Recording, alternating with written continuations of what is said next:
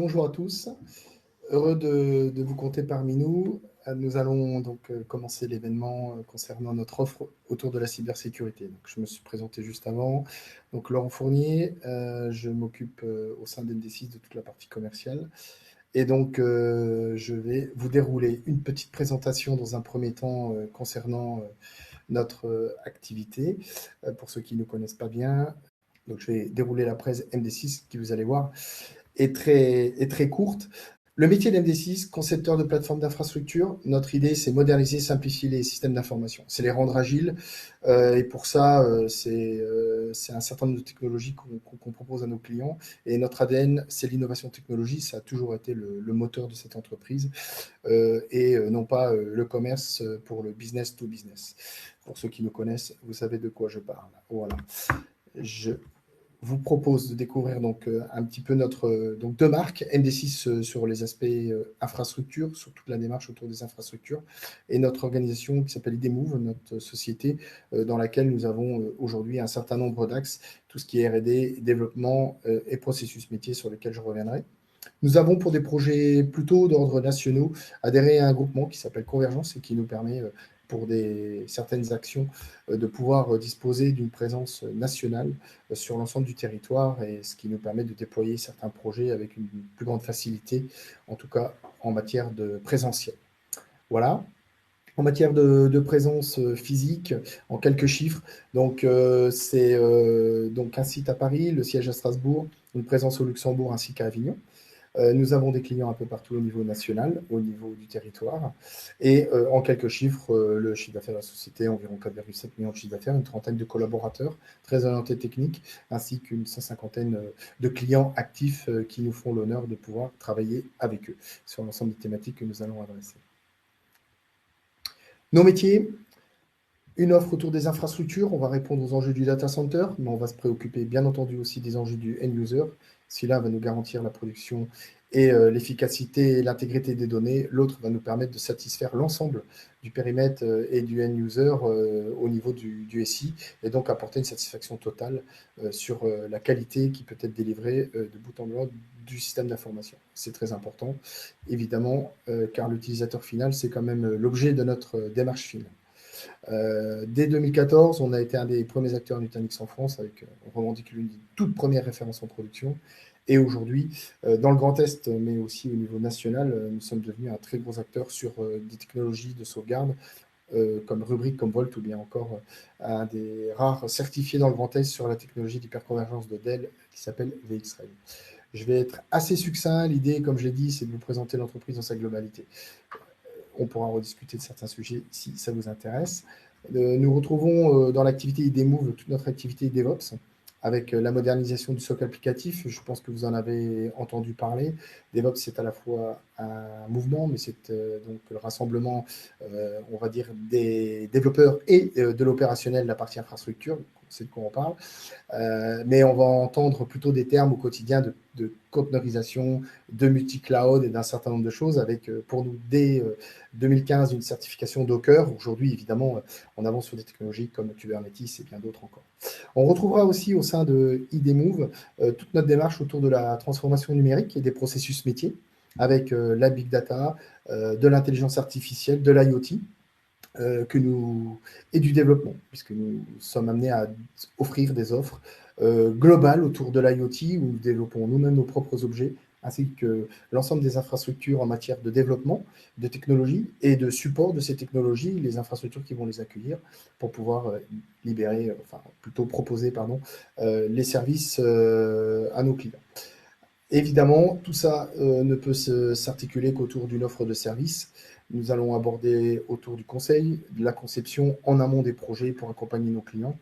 Évidemment, le conseil, nous aimons les mettre en exergue, et pour ça, nous les intégrons et nous les déployons, il va de soi. Et aujourd'hui, il va de soi qu'une offre de service ne peut pas être sans un support, un accompagnement au maintien, à conditions opérationnelles des systèmes d'information que nous offrons à nos clients ou dont ils disposent déjà et pour lesquels nous sommes amenés à les accompagner. Voilà, une offre donc autour des infrastructures. pour le data center, pour le end user, une offre autour du réseau et de la télécom, où on va pouvoir vous offrir un certain nombre de choses comme l'interco entre des data centers ou autres. Nous sommes opérateurs télécoms dans ce sens-là. Et notre objectif étant d'offrir des offres globales à nos clients, hein. Donc, il s'agit d'un projet global pour nous et pas juste d'une offre télécom. La cybersécurité, on va en parler, j'y reviendrai pas. Le DevOps, je l'ai assez longuement évoqué, je ne reviens pas dessus. La transformation numérique aussi, ainsi que les processus métiers avec l'IoT.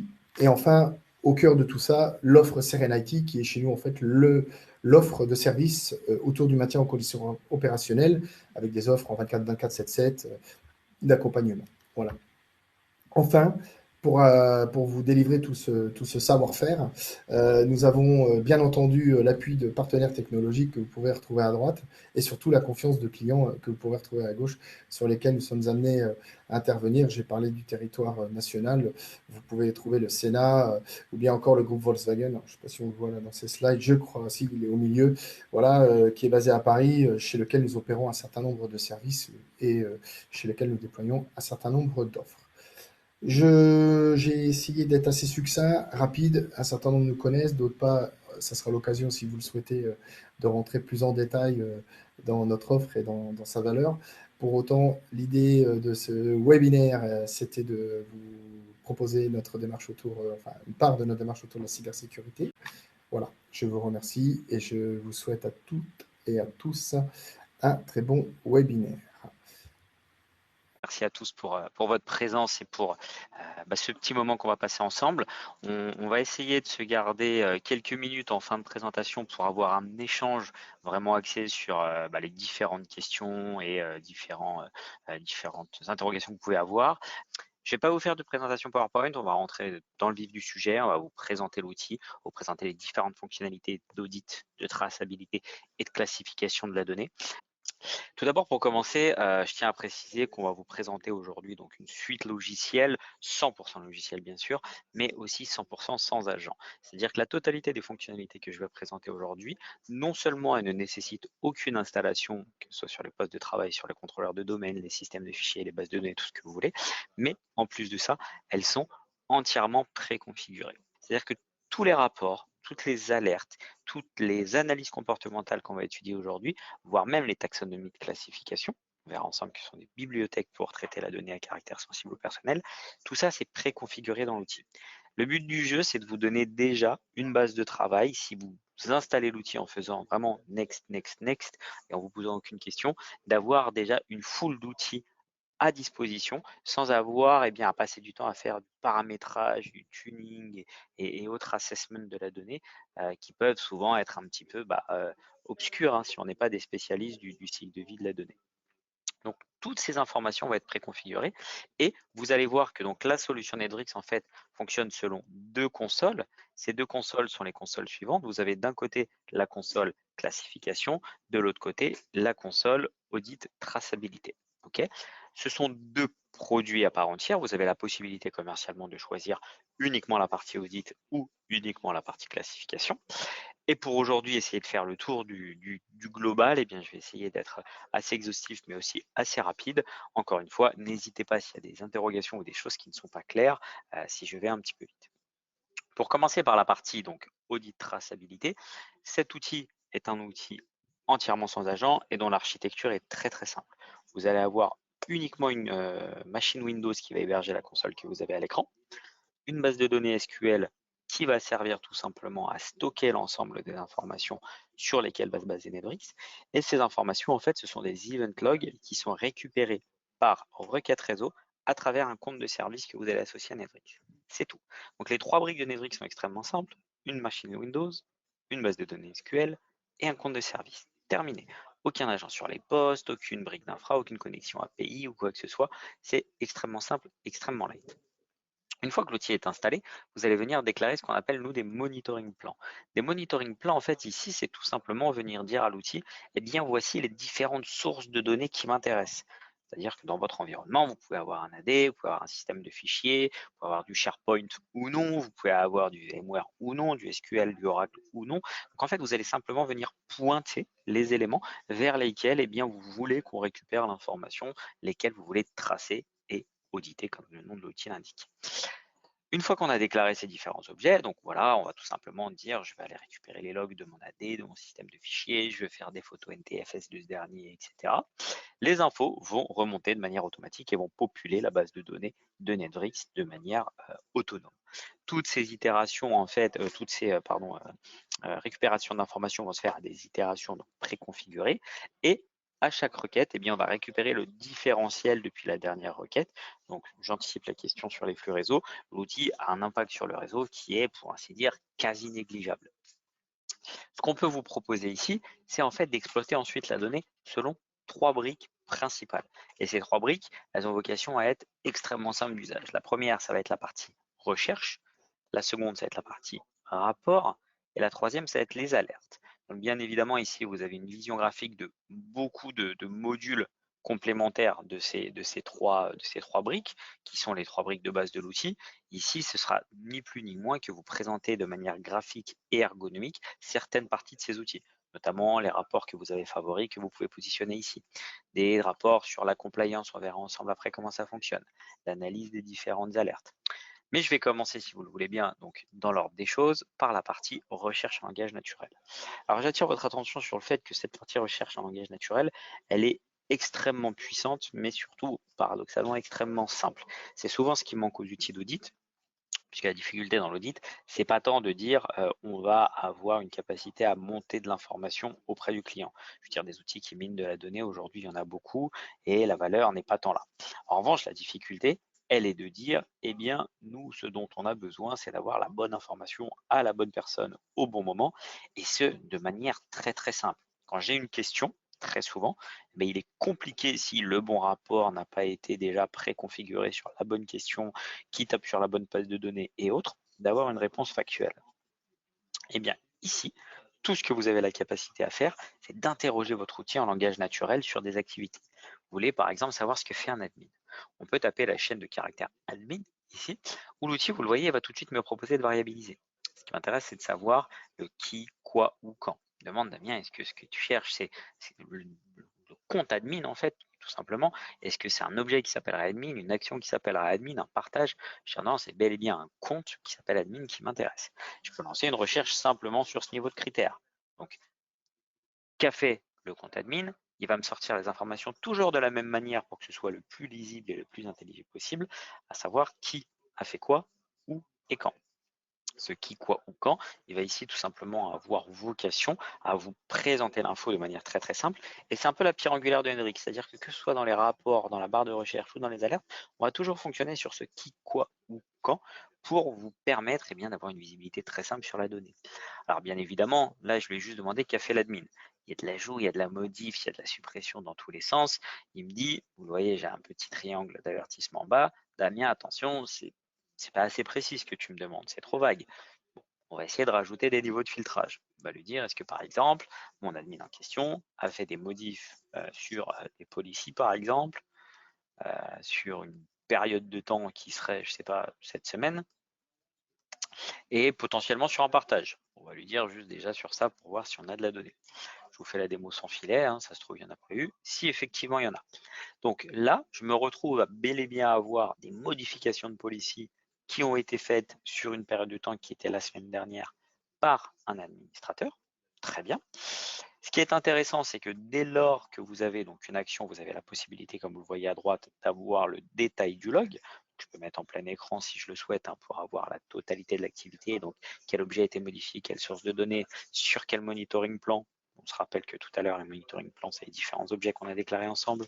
Quel est le type d'action, quel est l'objet, quels sont les détails, etc. Mais surtout, dès lors que vous arrivez ici sur des modifications, et je parle d'une modification système comme je parlerai d'une modification au niveau d'un fichier ou autre, eh bien, vous avez la possibilité pour chacune de ces modifications tout simplement de dire j'ai automatiquement la valeur avant, après qui apparaît.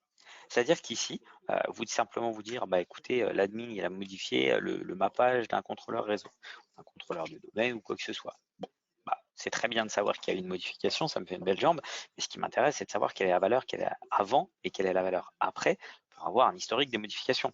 et pour savoir comment est-ce que je fais du rollback, le cas échéant et autres. Eh bien, l'outil va nativement, dès lors que vous avez une modification, vous dire la valeur avant, après. Même chose pour un déplacement de fichier, par exemple. Vous avez un collaborateur qui appelle au support et qui dit on a un fichier qui a disparu dans le service, personne n'a touché, on ne sait pas ce qui s'est passé et autres. Si le fichier a bel et bien été supprimé, modifié, déplacé, renommé potentiellement, eh bien, ce qui vous intéresse, c'est de savoir la valeur avant, après, pour que vous ayez la capacité à investiguer et à trouver des réponses à vos questions de manière extrêmement simple. Là, je vous ai montré donc des critères très basiques dans la barre de recherche en langage naturel, mais on peut aller beaucoup plus loin, puisqu'on a la possibilité, vous le voyez en fait, de passer du mode simple au mode avancé. Je n'irai même pas jusqu'à dire au mode compliqué, mais au mode avancé. Et ce mode avancé, en fait, si je vais dans mes actions, par exemple, plutôt que juste ajout, suppression, modif, j'ai la possibilité ici de dire, bah voilà, je veux également les tentatives échouées d'ajout, suppression, modif. Je veux les lectures échouées. Je veux les renoms, je veux les mouvements, les check-in, les check-out. Je veux les log-on, je veux les log-off. Je veux les ouvertures, fermetures de session, les copies. Toutes ces informations, en fait, sont extrêmement granulaires. Pareil sur les sources de données. Si plutôt qu'un certain objet, hop, je veux chercher certains types d'objets en particulier.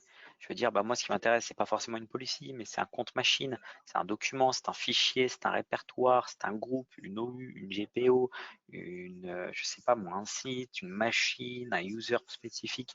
Toutes les informations sont granularisables et vous permettent bien de poser des questions extrêmement précises à votre SI pour avoir des réponses extrêmement factuelles.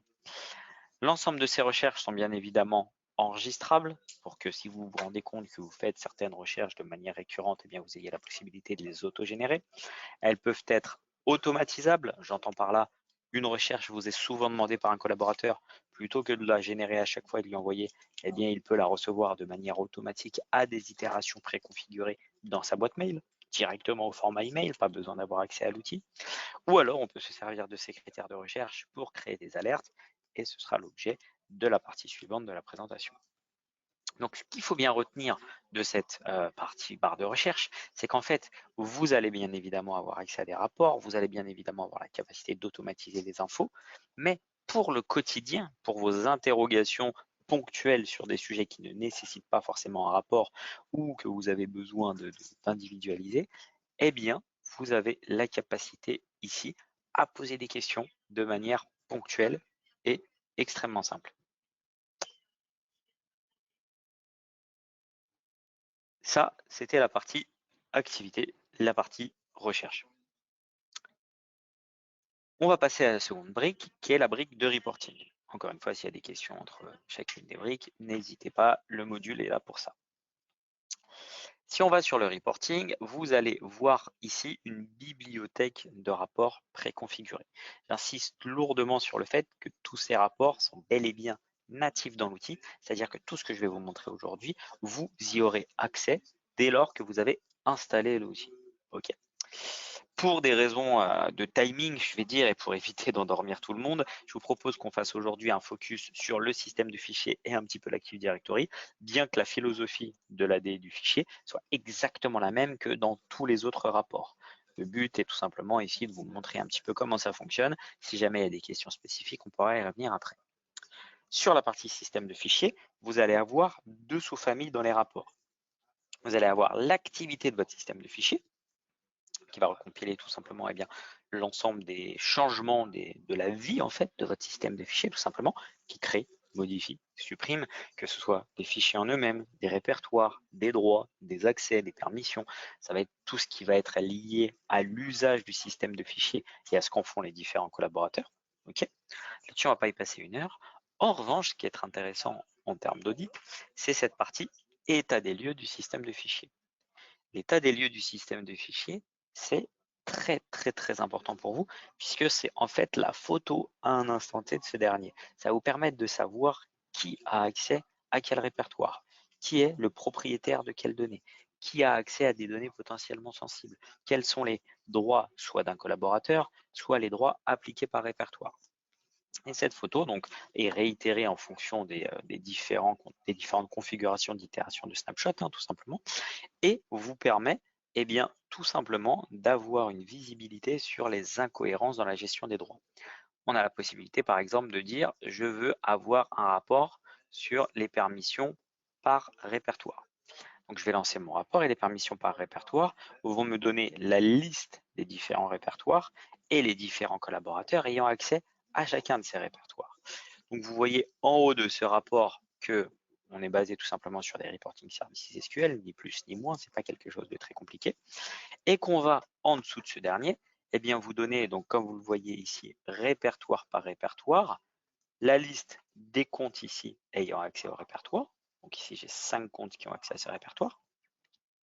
Les permissions associées à chacun de ces comptes. Est-ce que c'est de la lecture, du full control, de la modif et autres?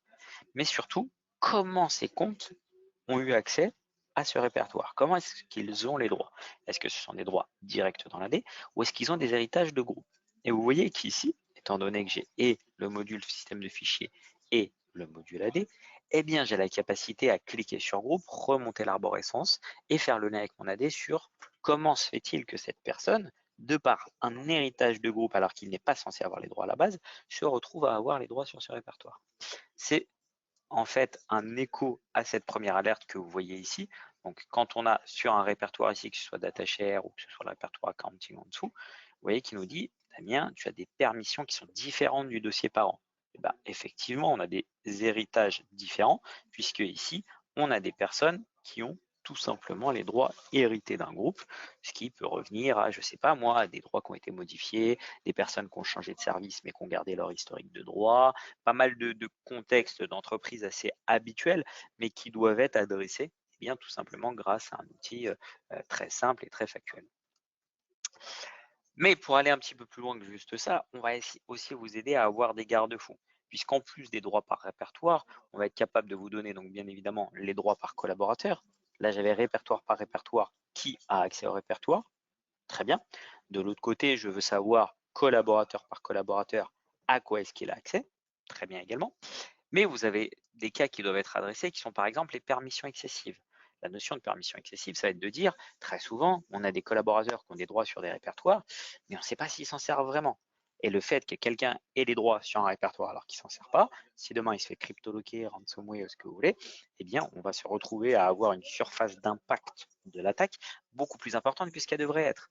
Donc, une partie du rôle de l'IT, c'est de minimiser les droits de chacun des collaborateurs, mais pour autant, pas les empêcher de travailler. Et la difficulté, elle est que si vous lui demandez au collaborateur, est-ce que tu as besoin des droits de ce répertoire, ce répertoire, ce répertoire, 9 chances sur 10 qui vous répondent oui, oui, j'en ai besoin, pour une raison très bête, c'est qu'il n'a pas envie de s'embêter à vous demander le jour J, s'il en a effectivement besoin, de vous réattribuer les droits. Mais ce que vous avez la capacité à faire ici, c'est tout simplement de dire, OK, dans mes principes de recherche ici, on va avoir la capacité à dire, j'ai une limite basse d'accès sur un répertoire sur une période de temps. J'entends par là, dans ma démonstration, j'ai mis 0 accès sur 30 jours. Je veux que l'information me soit remontée. C'est-à-dire que si quelqu'un a les droits sur un répertoire, mais qu'il n'y est pas allé du tout pendant le dernier mois, on me le remonte dans ce rapport. On peut mettre plus, on peut mettre moins. Les curseurs sont absolument les vôtres. Mais l'idée est de dire ici, si quelqu'un n'a pas été sur un répertoire de fichiers sur lequel il a les droits depuis 6 mois, 9 mois, 1 an, eh bien par définition, c'est qu'il n'en a plus besoin, donc on est tout à fait légitime à lui enlever ses droits. D'accord? Donc ici, vous avez la capacité très simple à dire, OK, je me retrouve dans un cas de figure où j'ai un audit sur non seulement les droits attribués, mais en plus leur légitimité. Et j'ai la possibilité de les arbitrer de par des mesures très factuelles sur l'usage des différents systèmes de fichiers. On a pas mal donc d'autres rapports sur les volumétries, sur les plus gros consommateurs de données, sur les fichiers les plus volumineux, sur l'arborescence de tous les partages avec les propriétaires de chacun, sur les fichiers dupliqués, sur les répertoires vides, tout ça pour faire un peu des fonctions que j'appellerais ménage d'une certaine manière. Mais on a en plus de ça une vision sur l'Active Directory. L'Active Directory, en fait, ici, si on s'y intéresse un petit peu, on va avoir exactement la même philosophie, avec, vous le voyez, les changements et l'état des lieux, mais aussi la même chose au niveau des GPO. Donc les changements de l'Active Directory, je ne vais pas y passer des heures, je pense que vous êtes familier avec le sujet. Ça va être des modifications de groupes, d'OU, potentiellement de groupes de sécurité, de toutes ces choses-là. Mais surtout, ce qui va être important, ça va être l'état des lieux de votre Active Directory. L'état des lieux de l'AD, ça va être les permissions par compte, ça va être qui est dans quel groupe, qui est dans quel OU, qui est dans quel compte, quelles sont la liste pardon, de mes comptes machines, la liste de mes contrôleurs de domaine, de mes OU, mes groupes de sécurité, quels sont mes comptes users par attribut. Est-ce que j'ai des comptes expirés, des comptes bloqués, des comptes avec des passwords qui n'expirent jamais ou tout simplement non requis? Quels sont les derniers logons d'un compte? De même, on va vous aider dans Netbricks avec un petit outil.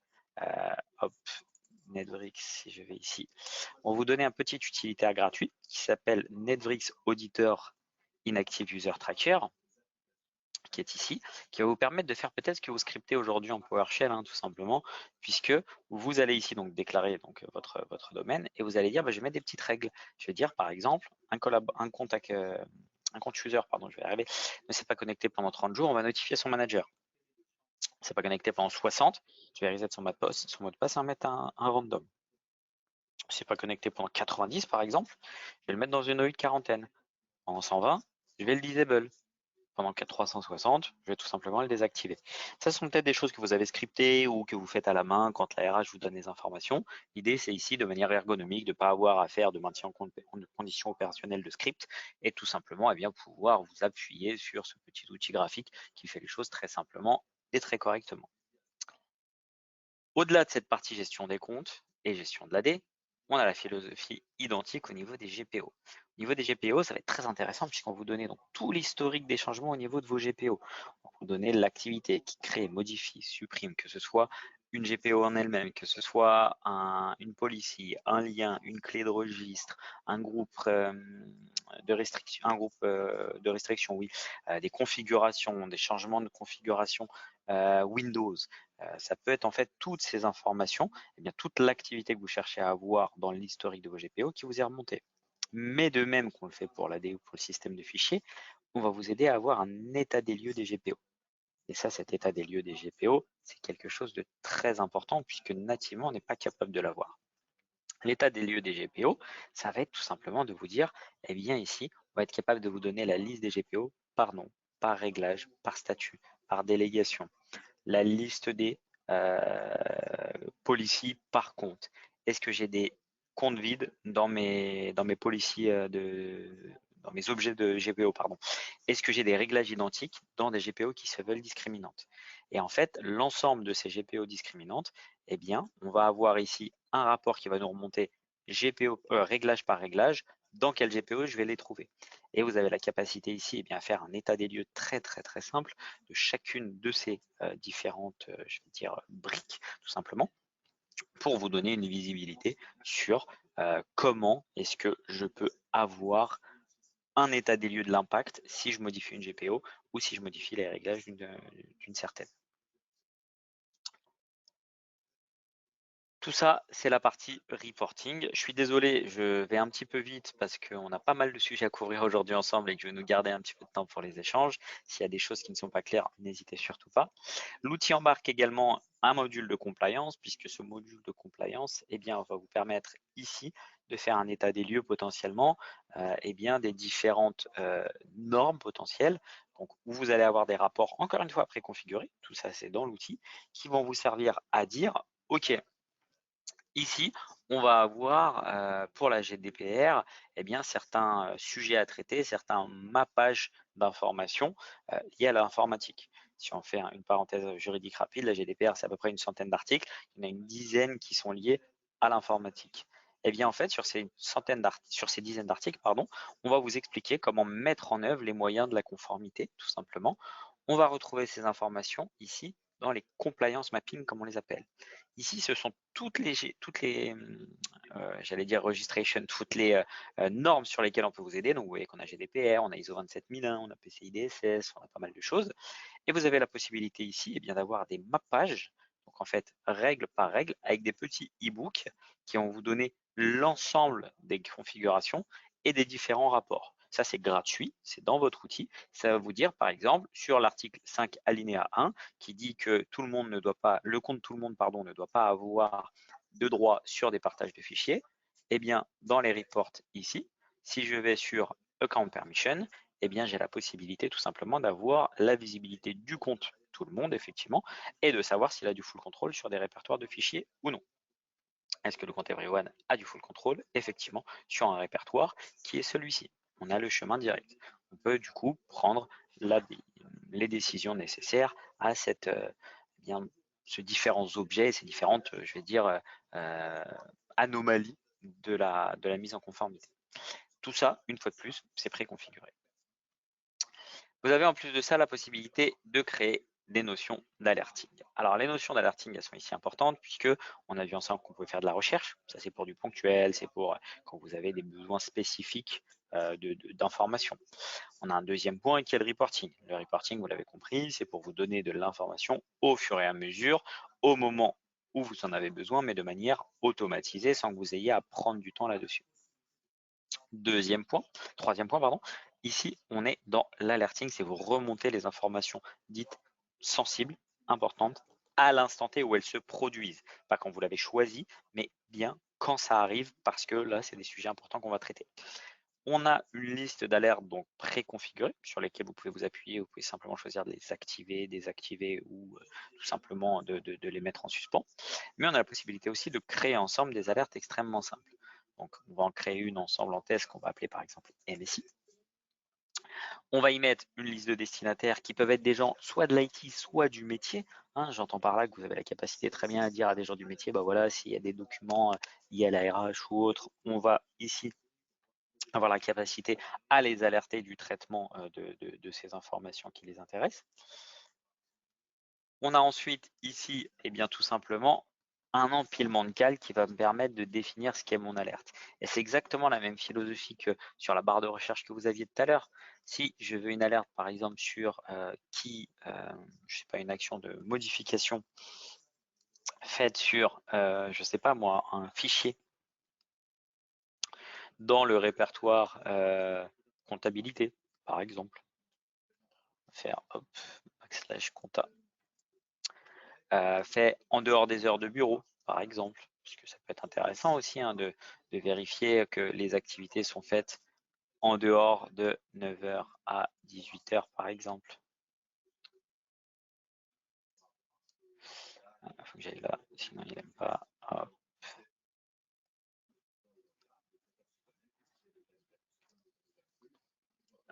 PM, hop, 6. Voilà, en dehors de mes heures de bureau, par une personne qui, par exemple, n'est pas membre du groupe, je sais pas quoi, du groupe Toto, par exemple. Eh bien, une fois que l'ensemble de ces critères est déclenché, on a une alerte. Bien évidemment, le but du jeu n'est pas de vous alerter sur des actions ponctuelles, c'est le cas échéant de mettre des notions de seuil. J'entends par là, sur le critère que vous venez de décrire, ce qui vous intéresse, c'est de dire, OK, si cette itération arrive X fois en tant de temps, là, ça m'intéresse. Si ça arrive une fois dans la journée, c'est pas grave. Je vais prendre un exemple très concret. Vous avez des fail logon. Bon, mesurer 3 fail logon dans la journée par un collaborateur, ça ne vous intéresse pas spécialement. En revanche, avoir un collaborateur qui va faire des 3, 5, 10, 20 fail logon à la journée peut avoir des conséquences un petit peu plus importantes. Donc en fait, vous allez mettre différents niveaux de seuil. Vous allez dire, si la personne a fait 3 fail logon dans la journée, c'est pas grave. Pas mort d'homme, peut-être elle a des gros doigts ou tout simplement elle sort de réunion et tape mal les mots de passe. Passons à autre chose. Si elle fait 50 modifications, 50 fail logon dans la journée, là on va commencer à avoir une analyse comportementale, pas forcément de la prise en main et de la réponse à action. Si elle en a, je ne sais pas, 180 ou 200 en une minute ou quelque chose comme ça, on a peut-être un crypto, un ransomware ou quoi. Donc, on va vouloir là mettre de l'action de réponse automatisée. Et c'est bien les deux points suivants qu'on va adresser ensemble. La réponse action, c'est tout simplement en fait faire mapper un script PowerShell, un exécutable, une manière d'agir sur un comportement déviant. Vous avez 180 modifications en moins d'une minute, on dit qu'il y a un CryptoLocker ou un ransomware, on veut bloquer le compte, on veut disable les accès, on veut le mettre en quarantaine. Tout simplement, on veut limiter l'ensemble des actions possibles par ce compte. Donc, on va faire quelque chose dessus. Par opposition, on a peut-être la possibilité d'avoir des choses qu'on aimerait analyser sur le long terme. L'alerte a remonté un cas qui nécessite d'être suivi, d'être analysé, mais pour autant pas de prendre une action immédiate. Ça va être l'analyse du score de risque. Ça veut dire qu'on va tout simplement, quand les triggers de l'alerte sont déclenchés, attribuer un certain nombre de points au compte qui a effectivement déclenché ce trigger. Et ce nombre de points, donc sur une échelle de 1 à 100 que vous déterminez en fonction bien de la sévérité de l'alerte, tout simplement, il va venir ici incrémenter. Hop, on va remonter un tableau d'analyse comportementale ici sur les behavior anomalies. Donc, il va vous donner l'évolution du score de risque, soit sur 7 jours, sur 30 jours, sur ce que vous voulez, c'est vous qui le déterminez.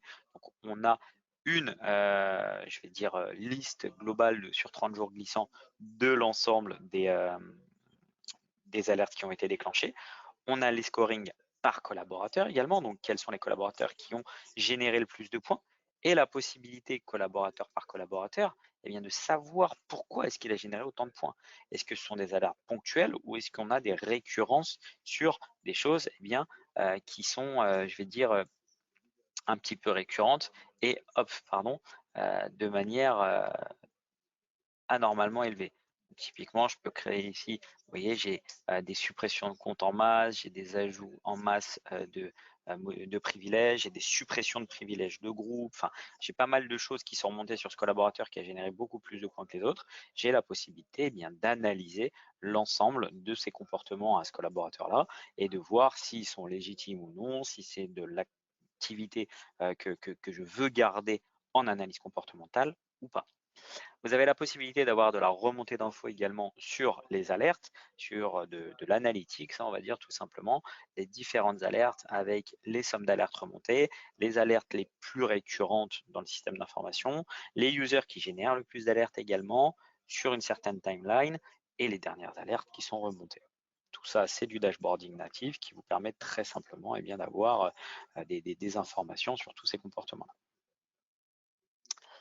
On a fait à peu près le tour donc de la partie audit. Il me reste une petite dizaine de minutes pour vous parler de la classification très rapidement avant qu'on puisse passer aux questions-réponses. Donc l'audit, si je termine en mot de conclusion, on a un outil préconfiguré. Toutes les fonctionnalités que je vous ai montrées sont déjà natives. Elles sont non pas modulaires, mais toutes dans l'outil.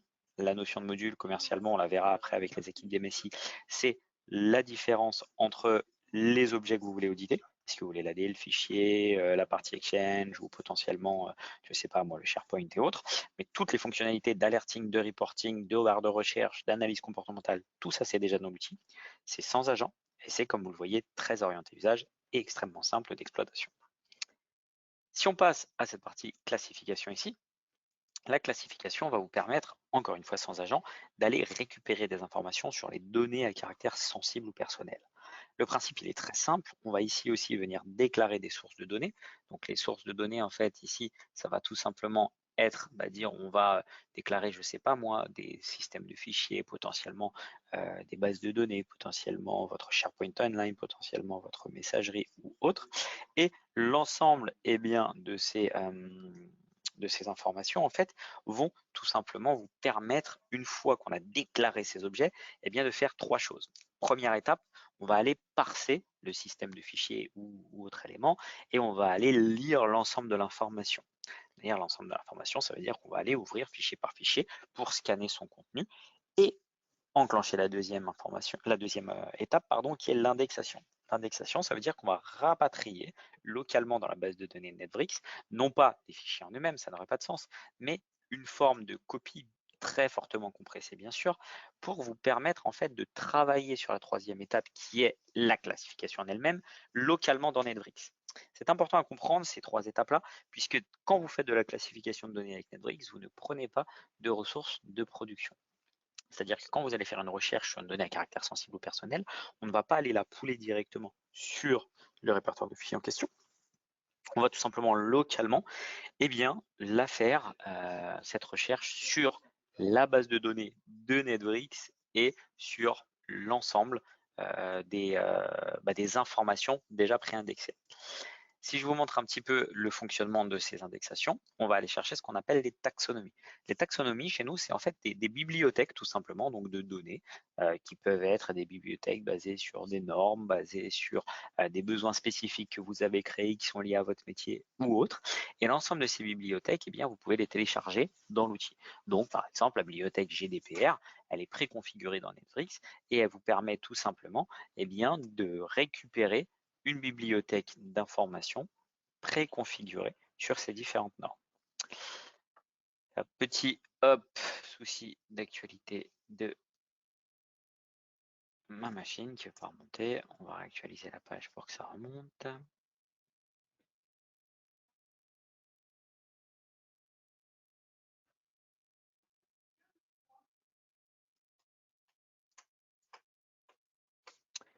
Hop là, voilà. Donc les taxonomies, comme je vous le disais, ici, c'est la liste des bibliothèques. Donc on peut chercher des bibliothèques que vous avez créées vous personnellement de par vos besoins métiers, ou on peut s'appuyer sur des bibliothèques préexistantes. Moi, dans la plateforme de démo, j'ai sur les données financières, j'ai la GDPR, j'ai PCI DSS, j'aurais pu télécharger ISO 27001 ou toute autre base de requêtes, tout simplement. Et en fait, ici, eh bien, l'outil, de par ce qu'il a trouvé dans l'ensemble de vos sources de données, il va compiler les informations par différentes taxonomies, donc différents critères. Vous voyez que dans la GDPR, ce qui est intéressant aussi, c'est qu'on a des critères préconfigurés sur l'ensemble des pays, à savoir, vous cherchez des numéros de passeport, vous cherchez des numéros de carte d'identité, des numéros de carte bancaire, bien évidemment, ils n'ont pas la même nomenclature en France, en Espagne, en Belgique, en Suisse. Donc, tout ce qui est important ici, c'est qu'on vous fournisse les informations que vous ne connaissez pas. Ici, on s'intéresse très rapidement à la France pour vous montrer un petit peu ici ce qu'on sait faire. Eh bien, tout simplement, on a la capacité de remonter des numéros de carte bancaire, des numéros de carte de sécurité sociale, des bases de données, tout ce que vous voulez. Et l'ensemble de ces critères, en fait, se base sur ce qu'on appelle système d'indices. Ces systèmes d'indices, en fait, ici, vous allez tout simplement avoir des notions de scoring. On va dire, dans un fichier, on a la capacité à mettre des critères pour identifier qu'on n'a pas un faux positif. J'entends par là, on va scanner l'ensemble. Eh bien, ce fichier en lui-même, on a la capacité à granulariser sa criticité. Vous cherchez un numéro de sécurité, vous cherchez une carte de sécurité sociale, pardon. Vous allez trouver dans un document un numéro de sécurité sociale. Ça veut dire qu'il y a de fortes chances que ce soit une carte de sécu. Pourtant, ce n'est pas une certitude. Donc en fait, ce qu'on va faire, c'est qu'on va dire à l'outil, il y a plusieurs critères dans une carte de sécu qui permettent de garantir que c'est bel et bien une carte de sécu. Et ici, ce sont ces différents critères qu'on va empiler pour avoir des niveaux de précision effectifs, vous permettant de dire si effectivement ou non on est en présence du fichier qu'on cherche à identifier. On va faire l'ensemble de ces recherches sur des informations du type chaîne de caractères, expression régulière, donc regex, regedit. On va faire de l'OCR avec un moteur qui va vous permettre tout simplement de compiler l'ensemble de ces recherches dans des scans d'images, c'est-à-dire que tous ces critères qu'on va chercher document par document, eh bien, on va avoir la capacité à les chercher dans des fichiers PDF, des fichiers JPEG, des fichiers, j'en sais rien, moi, Excel, Word, CSV, tout ce que vous voulez. Donc en fait, l'idée ici, c'est bel et bien d'avoir une capacité à browse, comme on le dit chez nous, et avoir la liste des différents fichiers qui ont été identifiés selon certains critères automatiquement pour après avoir la capacité à remonter toutes ces informations-là. La classification étant un peu plus structurante, je vous inviterai à vous rapprocher de vos équipes pour qu'on fasse le cas échéant des présentations dédiées à vos cas d'usage, parce que je comprends que chacun, en fonction de vos métiers, vous avez des spécificités là-dessus. Mais la partie auditor, elle, est, je vais dire, beaucoup plus générique, avec l'ensemble de ces rapports préconfigurés et de l'ensemble des alertes que vous pouvez exploiter dans n'importe quel type de contexte. J'ai beaucoup parlé, j'ai donné beaucoup d'informations et j'ai parlé très vite. Je m'en excuse encore une fois, on avait pas mal de choses à couvrir. Merci à tous et passez une très bonne journée. Merci encore à tous et vous souhaitant une très très bonne fin d'après-midi. Au revoir.